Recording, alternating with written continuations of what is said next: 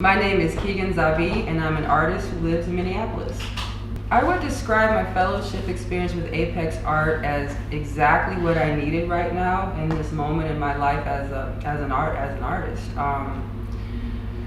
I think all of us, a lot of us, can tend to get in our own bubbles in the world, and it's always good to have a nice shake-up to be able to reevaluate your thoughts and beliefs and expand on them and meet people you haven't met before and think about things you haven't thought before. So since I've been here, I've been tired because there's been 3 to 4 experiences a day on average, sometimes less, but that's been really good to allow me to not think old thoughts and to revisit those old grooves and patterns of thinking. It's just like, I described it to somebody, it's like your brain being an Etch-a-Sketch and you get shook up and have a nice, you never have a clean slate, but at least a different slate. I think what worked for me with this experience was not getting a lot of information about what to expect, because I would have overthought it, I would have looked it up, I would have researched it, and so I think what was helpful for me to bring into this experience was an open mind, and the fact that everything was going to be taken care of for me was definitely a help in keeping an open mind about what was going to happen.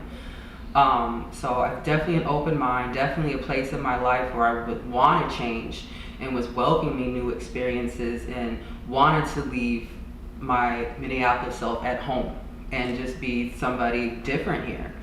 So definitely just, I think having an open mind, having a curiosity about things, really just wanting to just suck the marrow out of everything that came my way, because a month is long, but it's also short.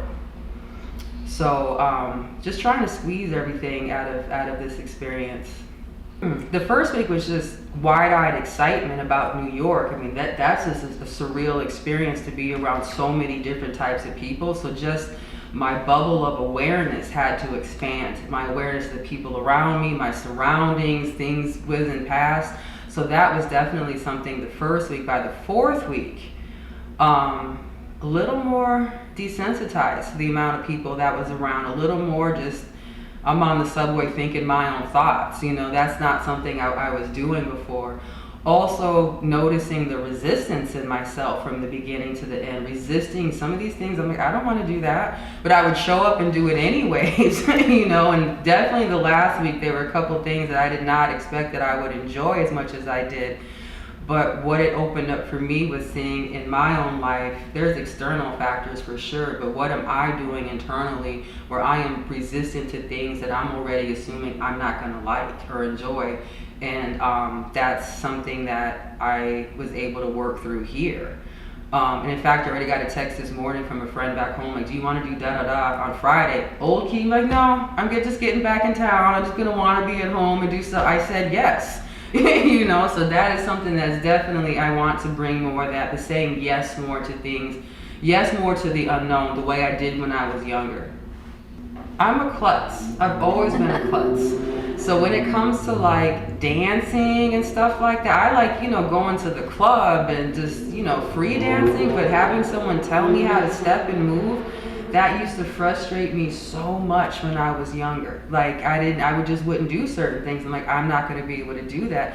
So to come here and belly dancing is the first thing that comes to mind, but there's something, yoga. Yoga was the other thing where I do a little yoga routine, the 5 Tibetans, I've been doing them for years, but I'm in my bubble of that's what I do.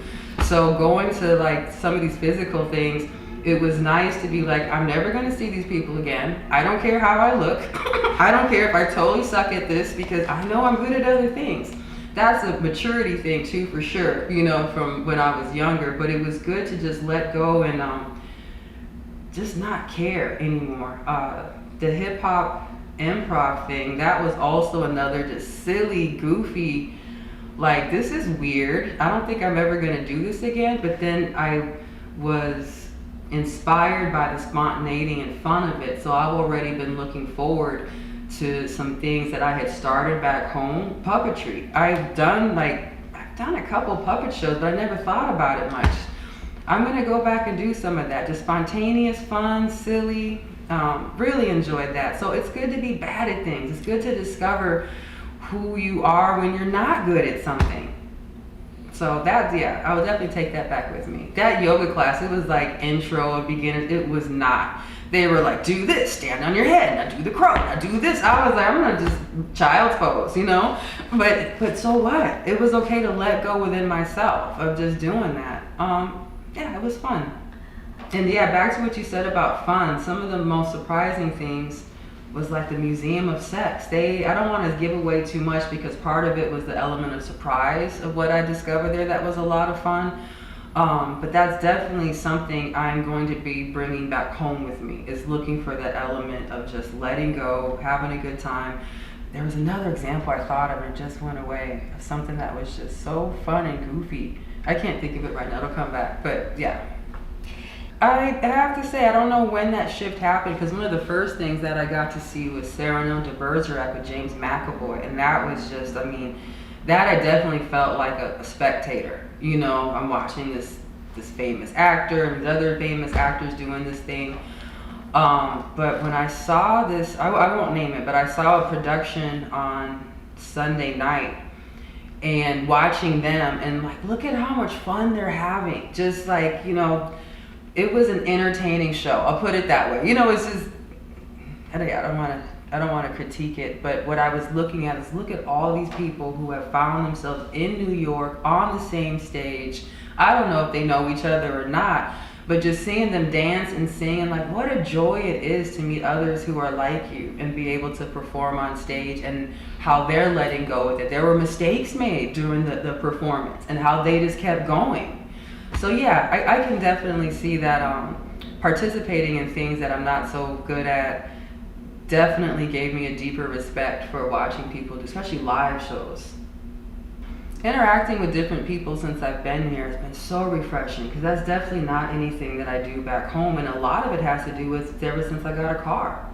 And so being on public transport, just, you know, transportation, I didn't get my driver's license until I was 26. So I've always, you know, for the most part, taken the bus. And well, it was 20 years ago, but you know what I'm saying? But I've always taken the bus and stuff like that. So I used to have a lot more adventures like that, just meeting people on boards. I'm just going to jump on the bus and just see where it leads me. I've got 30 minutes to spend before my next thing. So definitely meeting strangers has been a big part of my experience. And there's something about being an artist too, that you could just kind of say I'm an artist, and it opens up doors for you. And one of the reasons I became an artist, because I didn't know what else I was, or what else to say I was. So the people I have met here, the very first person who approached me was probably my second or third day at Bryant Park, I believe it was. And I was supposed to go there to hang out with jugglers. And one of the first people to approach me, and I don't know why, I was just sitting on the steps with a young man from Mexico, and it was his first day wearing women's clothing outside. And so for some reason, I guess I just looked safe enough he's like, will you take my picture? And I was like, oh, I would love to take your picture. Let's do this, you know? And like, sit like that, move like that. So it's been fun to interact with other people. And like, what is that thing that just makes two strangers come together and hit it off? So I think the most surprising experience that I had, surprised at both the person who I met and at how I behaved, was I was in the cemetery, Greenwood Cemetery, and it's huge. And I was fumbling around with the paper map the map just kept unfolding. The map was just huge. And then it had only plot numbers on it, no names. So I was just like, I don't know what to do. And a man came up to me, he was head of security for the cemetery. And he was giving me walking directions, and he's like, I'll just take you, because that's going to take you forever to get there. And I ended up I spent the next 2 hours with this man, 2 or 3 hours with him. And he showed me everything I wanted to see in the cemetery, drove me around to it. He showed me some extra things I didn't know about, like an art exhibit in the catacombs. There was definitely a moment in the catacombs I was like, this man could be a killer, right? You could be locked in the catacombs forever. It didn't happen. Thank goodness. I mean, it was just a vibe. It's a vibe. And so we ended up, he was so super interested in the fellowship and what I was doing, and asking where I was going afterwards, which I told him I was going to a synagogue for Shabbat. He was like, oh, let me help you to the bus stop. And went for the bus stop. They're like, let me get you some coffee. How about we go for wine? So once again, I'm like, could be stranger danger. However, you just get a feeling, you know, and how friendly he was with everybody we encountered. We went to his restaurant where everybody loved him and adored him and knew exactly what wine he drank, and we drank wine. That's the one and only time I drank the whole time I've been here was with him. And then he dropped me off at he showed me where the synagogue was going to be, and then he dropped me off. He said I had to see the Brooklyn Library, not any library, the Brooklyn Library. I'm still speechless. Even when I was with him, I was like, "Are you real?" Like when I look at pictures of you later, they're gonna just be blank. But he was really concerned about, I don't know, just my welfare. And then he was warning me about strangers. He was like, "Gotta be careful." While I'm having thoughts like, maybe he's a killer, but he wasn't, and it was a great time. And then the evening was just chef's kiss, was going to Shabbat, and I have never done that before. I've never walked into a synagogue for service. I've been there for social justice things, stuff like that, but not for a service. And words cannot express how poignant and beautiful it is. I don't know if the music is like that at every synagogue and every Shabbat. I don't know, but I've already looked them up in Minneapolis to find where I can go. And there is a progressive one near me, and my friend already said she'll go with me.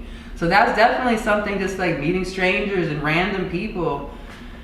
How do you summarize all of that? I don't know. I have a feeling that it's still going to hit me in stages when I go home, when I contrast my everyday life to what's going to feel like a dream at that point, that I dreamt all of this. I still feel like I dreamt that guy in the cemetery. So, I don't know. Well, I found New Yorkers to be very friendly. I don't know, friendly like over the top friendly, but anyone I've needed help with, I've gotten, lost a little bit trying to use the map apps that I've had, and I have been able to, I feel free to walk up to anybody and ask for directions. I feel proud that I've been asked for directions a couple times. At least I look like I knew what I was doing and where, that I belonged here. No, people are, I think, very in their own bubbles. That people are walking around, and just in the age that we live in, everyone is mostly looking down at their phone. And so it is, I think you are kind of the odd person out to be the one with your head up looking at people, and that kind of sets you aside as a tourist here. What else set me apart? I was told I'm too polite. Like when I bump into people, I say, "Excuse me, I'm sorry," like that. I was with a friend of a friend, let's say, and he was teaching me how to walk like a New Yorker, like I shouldn't pause too long at the intersections, so it's cool to see a different culture too here that's unspoken, that you can't read a book about what the culture is here. You have to watch. Just even watching body language on the subway comes up, people who don't want it will just shift aside and let people come in. It's like there's a rhythm to how people move and don't bump into each other. So that's been very interesting to observe. There's a rule on the bus, at the bus stop, that whoever is there first gets to go on first. And that has happened at every bus stop I've been at, where someone's like, "No, you go ahead, you were first." Different cultures, all different types of people. I love New York. I am so aware that this is such a unique experience. It is a once in a lifetime thing, because I'm probably not going to get asked back again. Nobody does. You know what I'm saying? It seems like it's a one hit thing. So there's also, I want to say old Keegan, because she's still sitting right here, but I tend to be an overthinker, an over worrier. I want to map everything out and how I'm going to respond and react to things. And through conversation with you, and other people, is understanding that I might not go back home and just like, here comes my first novel, or you know what I'm saying? Like, everything just makes sense in my life. That it might be a process, and there might be some feelings of, what is the opposite of enthusiasm? It might be just some feelings where I'm feeling down and still processing in a different way than what I was expecting. So I guess what I'm doing is I'm going to approach how I return home the same way I approached arriving here, is not have any expectations. Just go home and just kind of just let it unfold. What does it say? Let's see. How's it called? Like spring comes, I don't know, spring. spring comes and the grass grows by itself. It's a longer quote than that, but pretty much stop rushing things. Just let the grass grow by itself. And that's what I'm going to do when I go home. I know I have been impacted. I know I have been changed.